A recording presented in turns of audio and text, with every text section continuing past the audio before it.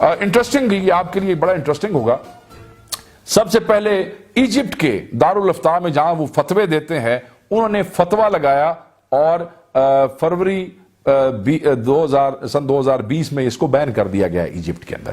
انہوں نے کہا جی بات یہ ہے کہ طیب اردگان سلطنت عثمانیہ کا جو کلچر ہے وہ ہمارے ملک میں لا کے، اور وہ اپنی جو قرون اولیٰ کو، وہ سارا ان چیزوں کو ریوائیو کرنا چاہتا ہے۔ ہم نہیں چاہتے کہ ہمارے بچے جو ہیں وہ گمراہ ہوں۔ انہوں نے طیب اردگان کے خلاف بھی بات کی، اور انہوں نے ساتھ ہی یہ ڈرامہ جو ہے بین کر دیا گیا ہے، فتویٰ آ گیا ہے مصر میں اس کے اوپر۔ اس کے بعد دوسرے دو ملک ہیں، حیرانی ہوگی آپ کے لیے، MBC Middle East Broadcasting Centre, جو کہ سعودی اونڈ دبئی بیسڈ ایک ادارہ ہے، اس نے سعودیہ کے اندر اور UAE کے اندر تمام ترکش ڈراموں پہ، خصوصاً اس ڈرامے کے اوپر پابندی لگا دی ہے کہ کوئی اس کو نہیں دیکھ سکتا۔ وہ بھی یہی سمجھتے ہیں کہ طیب اردگان جو ہے وہ اپنی ثقافت جو ہے اس کی یلغار کرنا چاہتا ہے عرب بچوں کے اوپر۔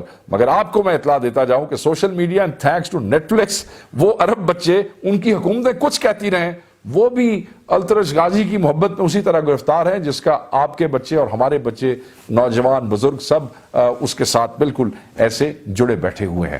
اب اس کا ریاکشن بھی آیا ہے، صرف بین نہیں کیا ہے، سعودیز نے تو ایک اور کام کیا ہے۔ سعودیز نے یہ کام کیا ہے کہ انہوں نے اس کے مقابلے پہ پچھلے سال ایک $40 ملین کی لاگت سے ایک اور ڈرامہ لانچ کیا جسے مملکت نار کہا جاتا ہے، اور یہ صرف اس لیے، اور اس مملکت نار ڈرامے کے اندر انہوں نے ترکوں کو وحشی لٹیرے اور ڈاکو دکھایا گیا۔ آپ کس طریقے سے یہ لوگ اس سے فائٹ کرنے کی کوشش کر رہے ہیں۔ ناظرین، اب ہم اس کا تاریخی اور اس کا پولیٹیکل جو ٹارگٹ ہے اس کی طرف آتے ہیں۔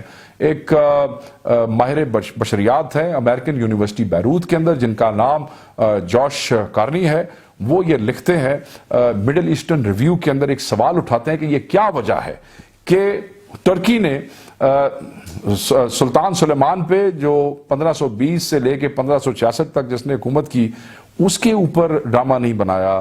عبد الحمید دوئم جو تھے، جو کہ بہت زیادہ مشہور تھے، ان پہ ڈرامہ نہیں بنایا، مگر ارطغرل غازی جس کا کوئی خاص ذکر نہیں ہے، اس کے اوپر ڈرامہ کیوں بنایا ہے؟ تو اس کا وہ یہ جواب دیتے ہیں کہ انہوں نے کہا کہ اس کے پولیٹیکل ٹارگٹس تھے، اور وہ اچیو کیا گیا کہ اس نے کس طریقے سے ایک قبیلے سے بنیاد رکھ کے وہ 3 بر اعظموں تک پہنچ گیا۔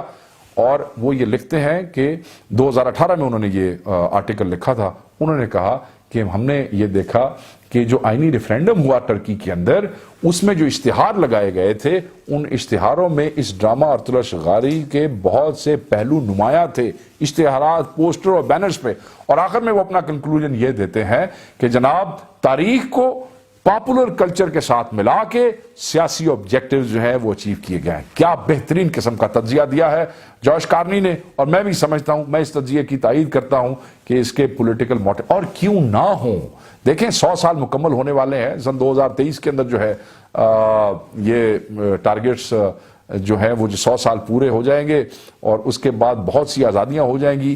اور اگر کوئی آدمی مسلمان کلچر کو، تہذیب کو، تمدن کو، ثقافت کو، قرآن کو، حدیث کو ایک ڈرامے کی صورت میں پوری دنیا میں پہنچانا چاہتا ہے تو ہی از مور دین ویلکم۔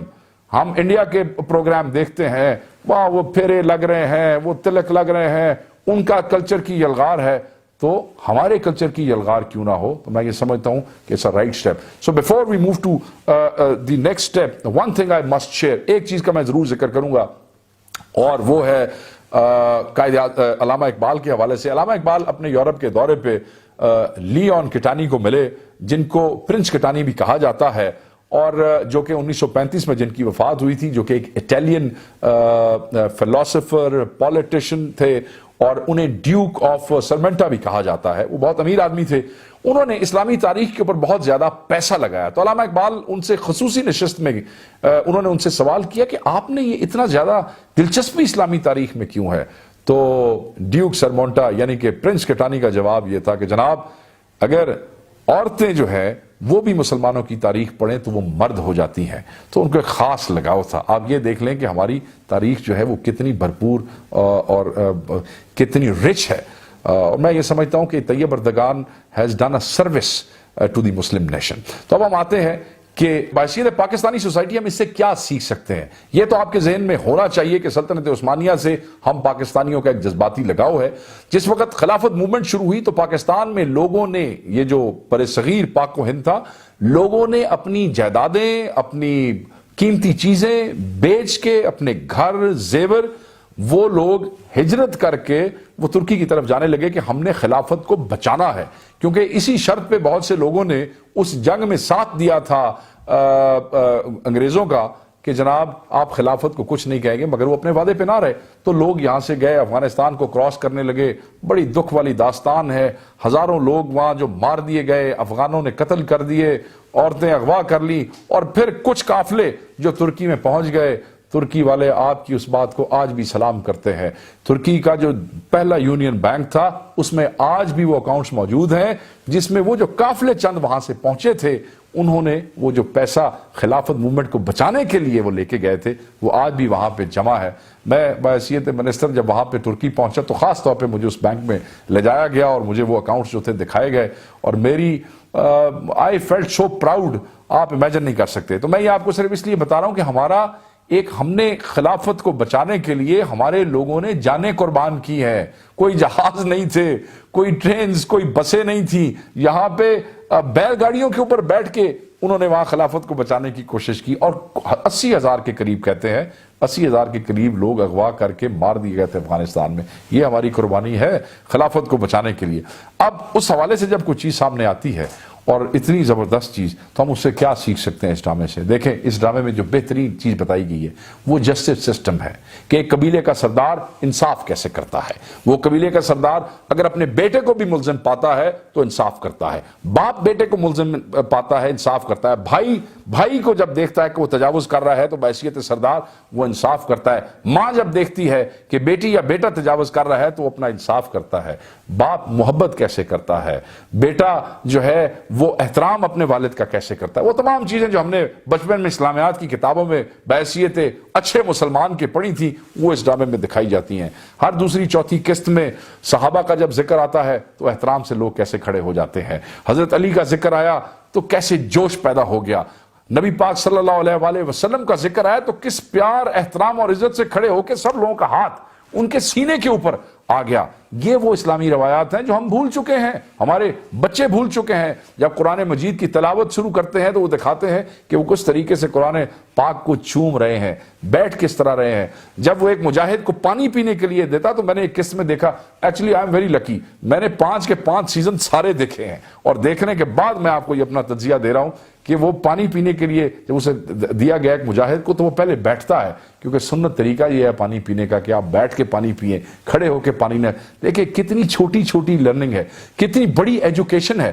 احادیث جو ہیں ایکسپلین کی گئی ہیں، صحابیوں کے واقعات جو ہیں ایکسپلین کیے گئے ہیں، آیات جو ہیں ان کی تشریح کی گئی ہے. درویش صوفی جو ان ان گورنڈ سیویج لینڈز میں گھوما کرتے تھے انہوں نے اپنے جو ایکشن سے جو مثالیں بنائی ہیں وہ ایکسپلین کیے گئے ہیں. تو میں یہ سمجھتا ہوں کہ ایک پازیٹیو مسلم کا جو امیج ہے وہ پروموٹ کیا گیا ہے. Pakistani T V dramas, land cruisers آ رہی ہیں، گارڈ اتر رہے ہیں. یار یہ ہم لوگوں کو دکھا رہے ہیں. کیا ٹی وی ڈرامے بنانے والوں کا کام ریفارمز کرنا نہیں ہے، لوگوں کی اصلاح کرنا نہیں ہے، اچھا میسج دینا نہیں ہے؟ وہ تو صرف ساری پیڑی تصویری لوگوں نے بکھانی ہے. تو میں یہ سمجھتا ہوں کہ حکومت پاکستان کو بھی حکومت ترکی کی طرح اس قسم کے تاریخی ڈراموں پہ خود انویسٹ کرنا چاہیے. ہمارے جنگ آزادی کے اندر ہمارے جو لوگ انگریزوں کے ساتھ لڑے، فورن انویڈرز کے ساتھ لڑے، ہمارے مسلم حکمران جو ہندوستانی اقوام سکھوں کے ساتھ، اور بہت بڑے بڑے مارکے ہیں مسلمانوں کے، اور ایسے ہیں کہ آپ اپنے نوجوان بچوں کو دکھائیں جن کو ابھی تک کچھ پتہ نہیں ہے تو پتہ لگے گا کہ ہمارا اصل ثقافت، ہماری تاریخ کیا ہے، اور وہ بالکل ہم بھول چکے ہیں. میں یہ سمجھتا ہوں کہ یہ چیزیں ہم اس سے سیکھ رہے ہیں اور یہ ہمیں اس سے سیکھنی چاہیے.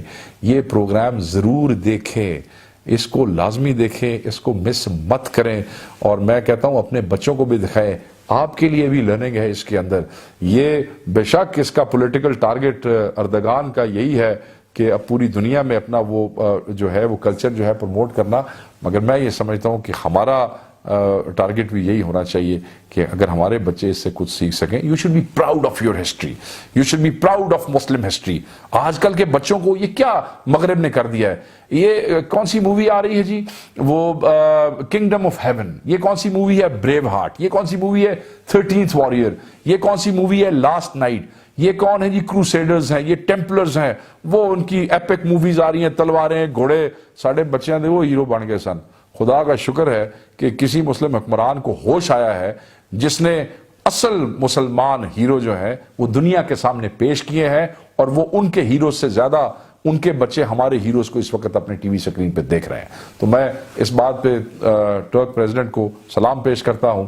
پوری دنیا میں اس نے اپنا پیغام پھیلا دیا ہے, اسلام کو اس نے ایک سروس کی ہے, آپ کا پازیٹیو امیج مسلمانوں کا دیا ہے, قرآن اور ریلیجن کو سمجھنے کے میں آسانی پیدا کرنے کی کوشش کی ہے.